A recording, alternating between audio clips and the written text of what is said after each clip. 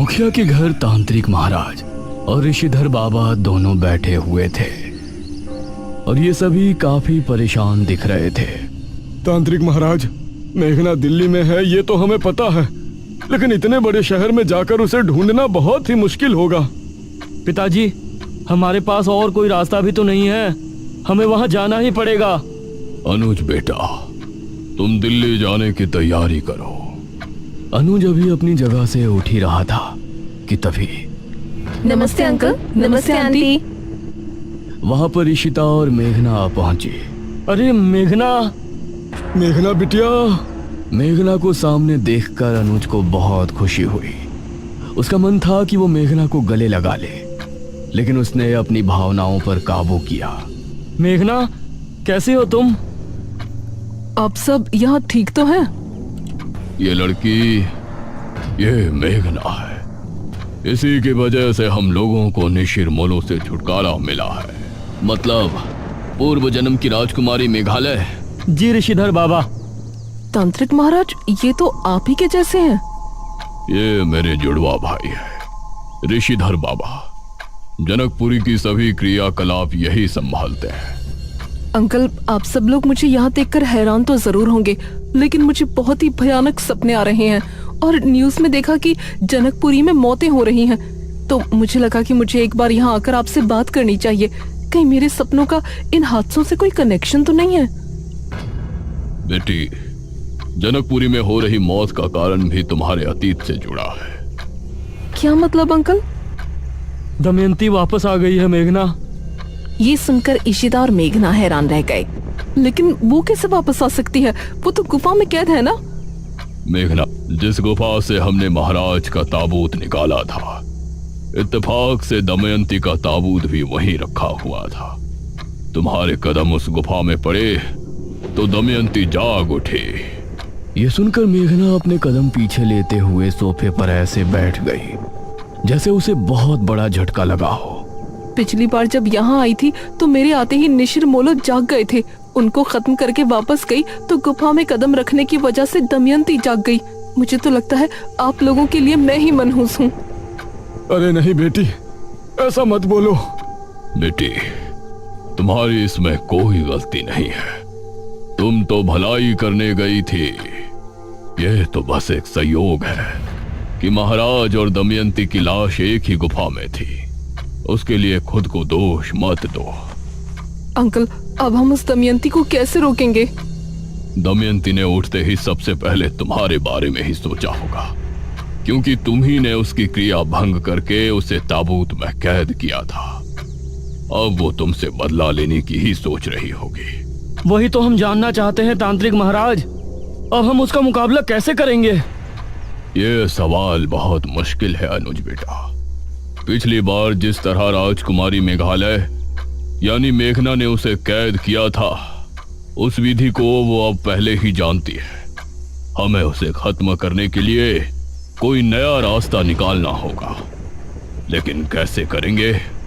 वह बहुत शक्तिशाली हो चुकी है। इस तरफ दमयंती गुफा के अंदर बैठी हुई थी। सही कहा, इस बार मैं ऐसा बदला लूंगी जिसे देखकर काल भी घबरा जाए।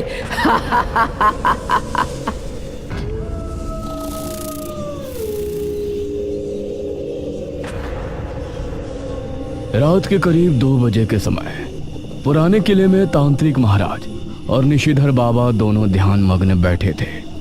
दोनों योग मुद्रा में थे और उनकी आंखें बंद थीं। ईशिता, मेघना और अनुज एक तरफ, मुखिया और ठाकुराइन दूसरी तरफ बैठे थे। तभी अनुज धीरे से मेघना से बोला, मेघना, वैसे एक बात कहूँ? हाँ कहो। तुम्हारे जाने के बाद तुम्हारी असली मौजूदगी का एहसास हुआ मुझे। इस पर मेघना ने अनुज की तरफ देखा। मतलब तुम्हारे यहाँ से जाने के बाद एक दिन के अंदर ही मैं इतना ऊब गया था, गांव में मन ही नहीं लग रहा था।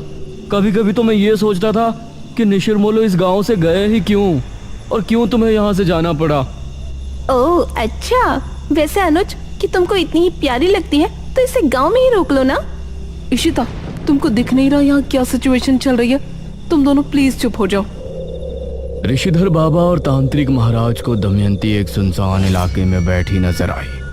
उन्होंने देखा कि दमयंती के पास एक सांप, एक चमगादड़ और एक बिच्छू आकर बैठ गया है। दमयंती ने उन तीनों की तरफ एक बार देखा और फिर जोर जोर से हंसने लगी। तभी तांत्रिक महाराज और ऋषिधर बाबा दोनों ने आंखें खोली। तांत्रिक महाराज, क्या देखा आपने? कुछ पता चला? हमने देखा कि दमयंती के पास बिच्छू, चमगादड़ और सांप बैठा हुआ है। यह सुनकर सभी ने एक दूसरे की तरफ देखा। इसका क्या मतलब है? इसका मतलब है कि इन तीनों जहरीले जीव जंतु के साथ वो अपनी किसी भयानक क्रिया को अंजाम देने वाली है। इस तरफ दमयंती धीमे कदमों के साथ राजमहल की तरफ बढ़ रही थी। उसने राजमहल के मुख्य द्वार को खोला और मुस्कुराते हुए अंदर चली गई। उसने देखा वो सिंहासन जिस पर वो कभी बैठा करती थी, वो ठीक उसके सामने है। आखिर हम हमारे राजमहल में वापस आ ही गए।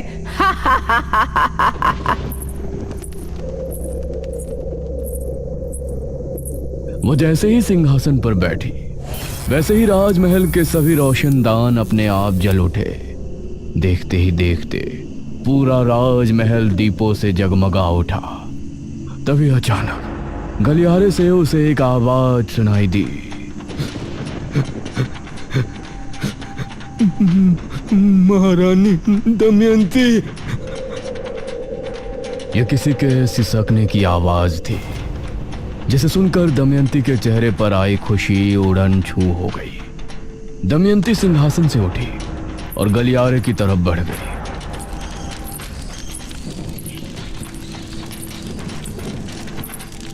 जैसे जैसे वो आगे बढ़ रही थी, वैसे वैसे ही वो आवाज भी करीब आती जा रही थी।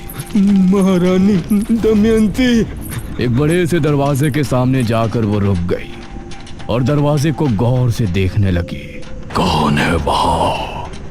वो दरवाजा खुल गया और दमयंती को सामने वही लबादे वाला शख्स नजर आया।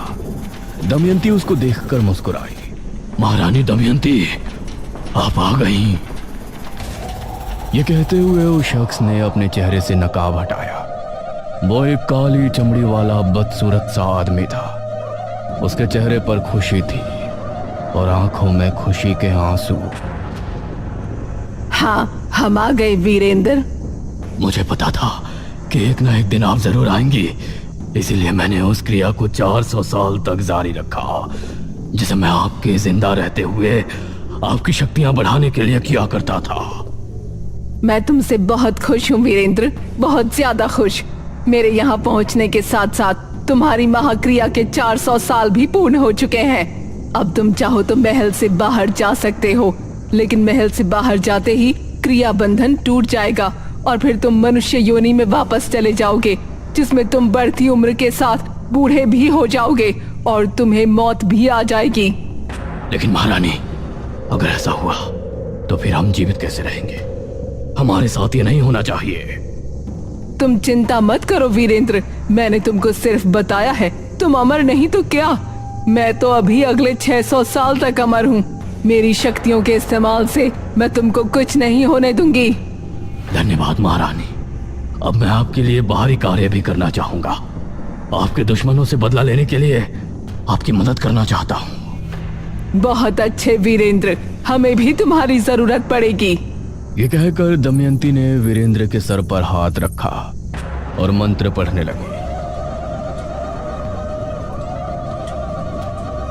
तभी वीरेंद्र की आंखें एकदम सफेद हो गई और उसके चेहरे से अजीब सा तेज निकलने लगा।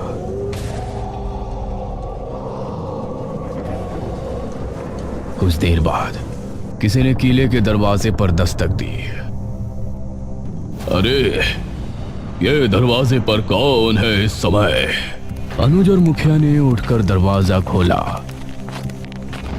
तो सामने एक आदमी खड़ा था। मुखिया जी, जल्दी चलिए, मेरी पत्नी को ना जाने क्या हो गया है। वो अजीब हरकतें कर रही है, कभी चिल्ला रही है, कभी हंस रही है तो कभी रो रही है। उसने मुझ पर हमला भी किया है और अब जंगल में भाग गई है। हे भगवान, अब ये क्या नई मुसीबत है। ठीक है, हम अभी चलते हैं। अब ये सभी उस आदमी के साथ जंगल की तरफ रवाना हो गए। जंगल इस समय बहुत सुनसान लग रहा था।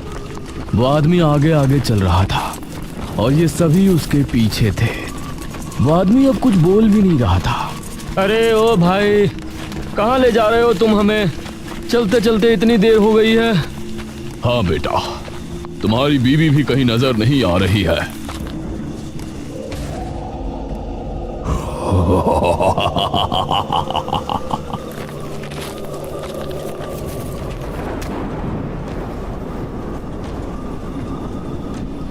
ये देखकर सभी हैरान रह गए। अरे छोड़ इन्हें! ये तांत्रिक महाराज को उससे छुड़ाने की कोशिश करने लगे, लेकिन उसकी पकड़ बहुत मजबूत थी। तांत्रिक, तूने बहुत साथ दिया है ना इस राजकुमारी मेघालय का। तूने इसके साथ मिलकर बेरमपुर के लोगों को अंधेरे से तो निकाल लिया, लेकिन अब मैं तुझे ऐसी दुनिया में भेज दूंगा जहां अंधेरे के अलावा कुछ नहीं होगा। अभी तो मैं जा रहा हूँ, क्योंकि महारानी दमयंती क्या करने वाली है उसे देखने के लिए तुझे जिंदा रहना है।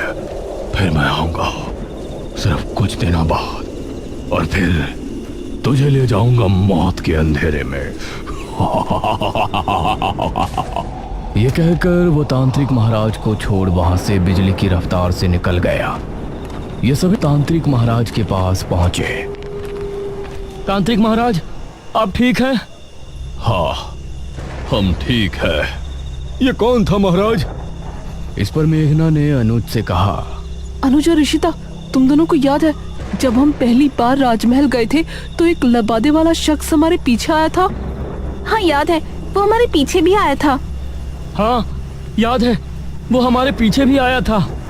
हाँ, बेरमपुर पुराण में भी हमने पढ़ा था कि दमयंती के मरने के बाद भी वो पुजारी राजमहल के ही एक कमरे में कैद हो गया था, जिसको दमयंती ने अपनी शक्तियां बढ़ाने के लिए राजमहल के एक कमरे में बंधित किया था। इसका मतलब अब दमयंती ने इसे आजाद कर दिया है। तांत्रिक महाराज, वो आपको अपने साथ ले जाने की चेतावनी देकर गया है।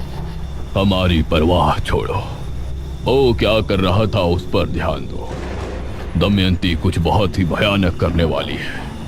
तभी चारों तरफ से चमगादड़ और कौवों की भयानक आवाजें गूंजने लगी। उन्होंने देखा कि आसमान में लाखों कौवे और चमगादड़ एक साथ उड़ रहे हैं। जमीन पर कई सांप एक साथ निकलकर रेंग रहे हैं। हवा का रुख भी बहुत तेज हो गया था। धुंध बहुत ज्यादा बढ़ गई थी, मानो कोई तूफान आ गया हो। ये सब क्या हो रहा है तांत्रिक महाराज? सभी वापस गांव की ओर चलो, अभी यहाँ रुकना उचित नहीं है। ये सभी अब वापस किले की तरफ निकल गए। मेघना बहुत ही गहरी सोच में डूबती जा रही थी। उसे किसी बड़ी अनहोनी का एहसास हो रहा था। तांत्रिक महाराज और ऋषिधर बाबा किले में ही ठहर गए और ये सभी मुखिया के घर आ गए।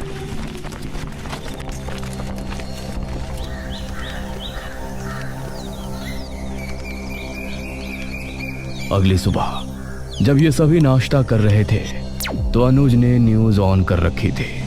भारत में पहली बार एक ऐसी घटना घटी है जो देखने वालों के दिमाग को बौखला रही है। बेरमपुर, जनकपुरी और इनके आसपास जितने भी शहरी इलाके हैं, उन इलाकों से चमगादड़ और कौवे एक ही समय में आसमान में उड़ एक ही दिशा में जा रहे हैं।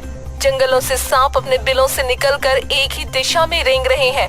लोगों का कहना है कि सभी कौवे और चमगादड़ जनकपुरी के जंगल की तरफ गए थे और उसके बाद कहां गायब हो गए ये किसी को समझ नहीं आ रहा है। ये सुनकर सभी हैरान रह गए। हे भगवान, मतलब वो सभी सांप, कौवे और चमगादड़ जनकपुरी गए हैं। ये बात हमें जल्द ही तांत्रिक महाराज को बतानी चाहिए। अंकल, आप और आंटी यहीं रुकिए, हम तीनों तांत्रिक महाराज के पास जाते हैं। अनुज, इशिता और मेघना उसी समय किले पर पहुंचे।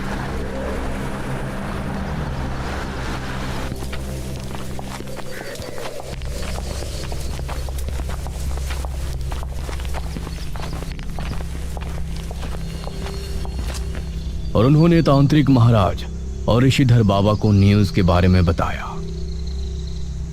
जनकपुरी के जंगल में कहीं ये सभी उसी गुफा में तो नहीं गए जहां पर दमयंती और महाराज का ताबूत रखा था? मुझे भी यही लगता है तांत्रिक महाराज। उस दमयंती ने अपने जादू के असर से उन सभी जीवों को गुफा में बुलाया है। हमें जनकपुरी जाकर देखना चाहिए। हाँ पुत्री, तुम सही कहती हो। हम सभी अभी जनकपुरी के लिए निकलते हैं। अब ये पांचों एक साथ जनकपुरी की तरफ निकल गए।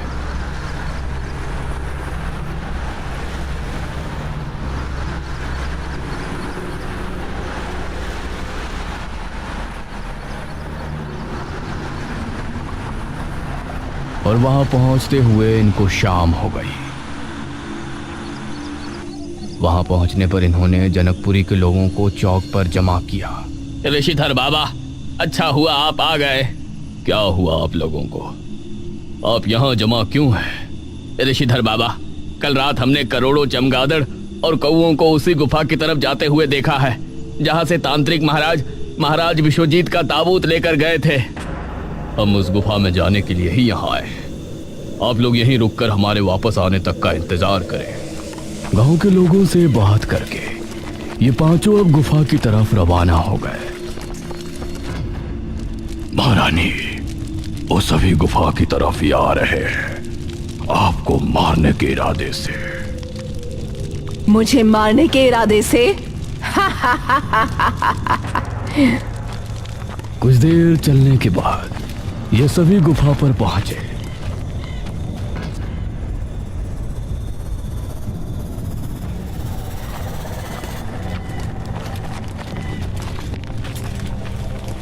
अंदर कदम रखने पर इन्होंने पाया कि गुफा उजाले से जगमगा रही है। दीवारों पर मशालें जली हुई हैं।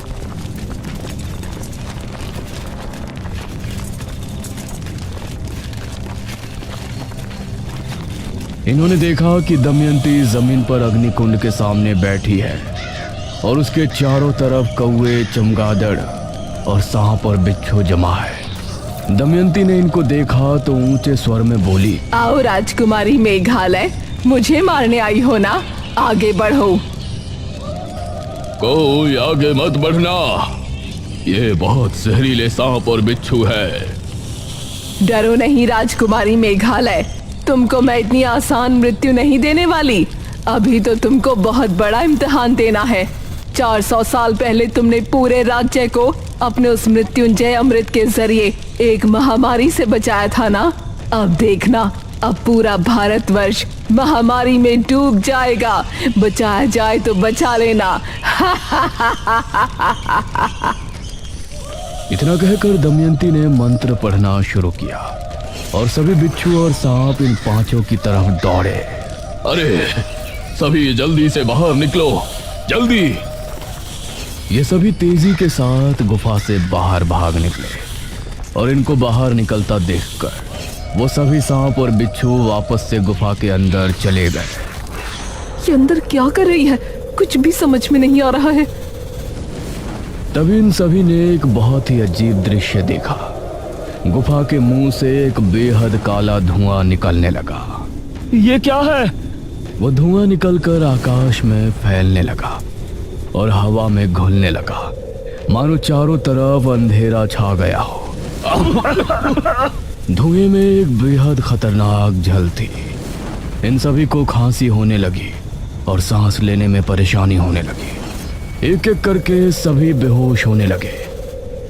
अनुज!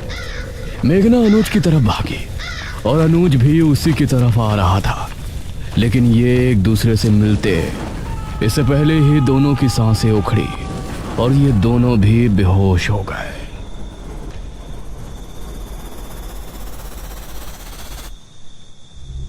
मेघना को अपने मुंह में कुछ मीठा सा लिक्विड जाता हुआ महसूस हुआ और उसने आंखें खोली। उसने खुद को हवेली में पाया। इशिता के हाथ में कांच की एक बोतल थी जिसके अंदर मृत्युंजय अमृत था। अनुज और बाकी सभी कमरे में मौजूद थे। शुक्र है तू होश में आ गई। हम सभी तो बेहोश हो गए थे ना, हम यहाँ कैसे पहुँचे? तुम लोग सुबह होने पर भी वापस नहीं लौटे थे। वहीं सुबह से ही ये खबर फैली थी। कि जनकपुरी के लोगों में अजीब सी बीमारी फैली है। सभी को जुकाम, बुखार, खांसी एक साथ होकर किसी संक्रमण की तरह फैल रहा है। यह सुनकर मुझे तुम लोगों की चिंता हुई। मैं गांव के कुछ लोगों को लेकर जनकपुरी गुफा पर पहुंचा तो तुम सभी बेहोश थे। तुमको गांव वालों की मदद से यहाँ लाया और सभी को मृत्युंजय अमृत पिलाकर ठीक किया। मतलब जो धुआं गुफा से निकला था, कल रात से अभी तक उस धुएं ने इतना असर दिखा दिया कि उससे संक्रमण फैलने लगा। हाँ बेटी, लेकिन जनकपुरी के लोगों तक मृत्युंजय अमृत पहुंचा दिया गया है। उम्मीद है कि अब सभी ठीक हो जाएंगे। अंकल, ये इतनी छोटी बात नहीं है, मुझे कुछ ठीक नहीं लग रहा। अरे अब क्यों टेंशन ले रही है? सब ठीक तो हो गया ना? मुझे नहीं लगता कि उस दमयंती ने इतनी बड़ी क्रिया सिर्फ थोड़ा सा संक्रमण फैलाने के लिए की है। उसने कहा था कि पूरा भारत महामारी में डूब जाएगा। हमें न्यूज़ देखनी चाहिए। अब ये सभी कमरे से बाहर आए।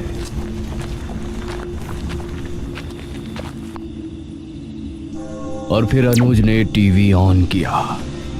कुछ ही दिनों में घटी इस घटना से भारत में हड़कंप मच गया है। लोग कह रहे हैं कि सन 2020 एक बहुत ही बड़ा मनहूस साल है, क्योंकि इस साल एक बहुत ही बुरी बीमारी सामने आई है। खांसी जुकाम के मामले इतने बढ़ते जा रहे हैं जिनकी कोई गिनती नहीं है। डॉक्टर्स का कहना है कि पहली बार खांसी, जुकाम और बुखार जैसी बीमारी किसी के करीब जाने से फैल रही है और इसका कारण पता लगाना नामुमकिन रहा है। ये खबर सुनकर मेघना और ज्यादा परेशान हो गई। मेघना, मुझे कुछ समझ आ रहा है यार। क्या समझ आ रहा है तुझे? सांप, बिच्छू, चमगादड़, इन तीनों जीव में बहुत ज्यादा मात्रा में जहर होता है। दमयंती ने अपने काले जादू की क्रिया में इनका इस्तेमाल किया है। इसीलिए जो धुआं गुफा से बाहर निकला था उसमें इन तीनों के जहर का असर होने की वजह से ये एक वायरस बनकर फैल गया है, जिसकी वजह से लोग बीमार हो रहे हैं। हे भगवान, अगर ये ज्यादा फैल गया तो पूरे इंडिया के लोगों को कहाँ तक मृत्युंजय अमृत पिलाएंगे? अब मुझे समझ आ रहा है कि उसने मुझे वो चुनौती क्यों दी थी। अब क्या होगा तांत्रिक महाराज? इस विपदा का हल तो हमारे भी समझ नहीं आ रहा। वैसे मेघना, मुझे नहीं लगता कि ये बीमारी ज्यादा दिन तक चलने वाली है। कुछ ही दिनों में हवा से वो वायरस खत्म हो जाएगा तो सब अपने आप ठीक होना शुरू हो जाएंगे। इस पर मेघना एक पल को शांत रही। उम्मीद तो ऐसी ही है।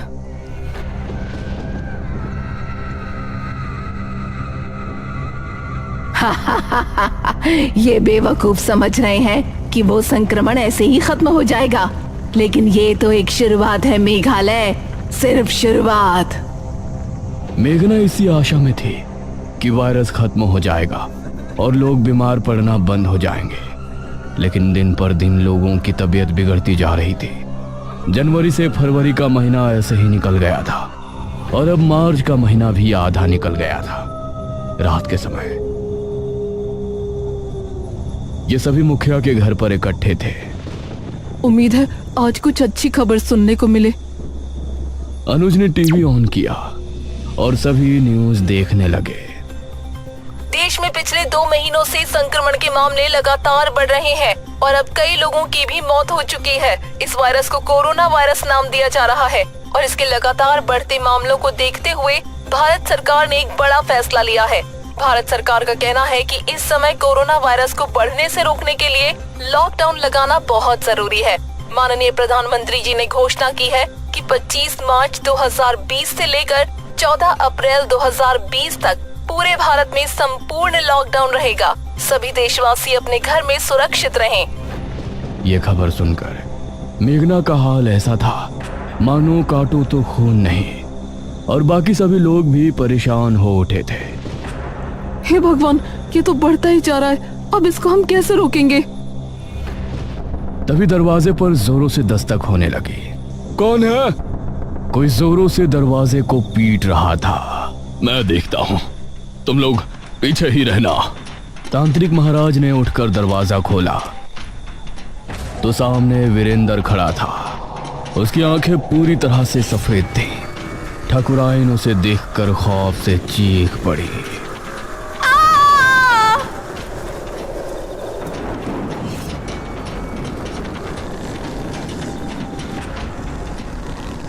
और उनको घसीट कर ले जाने लगा। तांत्रिक महाराज! ये सभी बाहर की तरफ भागे, लेकिन तभी दरवाजा अपने आप बंद हो गया। कोई तांत्रिक महाराज को बचाओ! ये सभी खिड़की से उन्हें देख रहे थे। वीरेंद्र तांत्रिक महाराज को घसीटते हुए जंगल की तरफ ले जा रहा था। देख ले राजकुमारी मेघालय, कैसे तेरे तांत्रिक महाराज को मैं तेरे सामने काली दुनिया में ले जाता हूँ।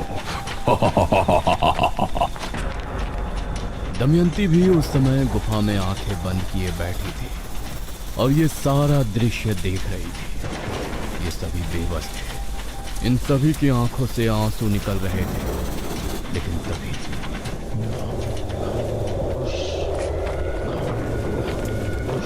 ये सभी इस आवाज को सुनकर हैरान रह गए। वीरेंद्र के चेहरे से भी हंसी गायब हो गई। उसने देखा कि सामने से निशिर मोलो उसी की तरफ आ रहे हैं। उन्हें आता देख उसने तांत्रिक महाराज को छोड़ दिया। निशिर मोलो उसके करीब आकर रुक गए। उनकी आंखें लाल लाल चमक उठी। वीरेंद्र की आंखों में खौफ उतर आया। तभी ताबूत खुल गया। उसके अंदर से सुनहरी रोशनी निकली और वीरेंद्र को ताबूत के अंदर खींच ले गई। निशिर मोलो वीरेंद्र को लेकर चले। तभी दरवाजा भी खुल गया और ये सभी बाहर निकलकर तांत्रिक महाराज के पास पहुंचे। इस तरफ दमयंती ने ये देखा तो उसके क्रोध की सीमा पार हो गई। ये कैसे हो सकता है? ये तो वही 4 लोग हैं जो मुझे सपने में दिखा करते थे। ये सच में इस दुनिया में है? दमयंती अब क्या करने वाली है? इस खतरनाक वायरस से मेघना लोगों को कैसे बचाएंगे? निशिर मोलो अचानक वापस कैसे आए? क्या फिर से बेरमपुर की गलियों में निशिर मोलो का खौफ पैदा हो जाएगा? इन सवालों के जवाब जानने के लिए देखिए इस कहानी का अगला भाग जल्द ही।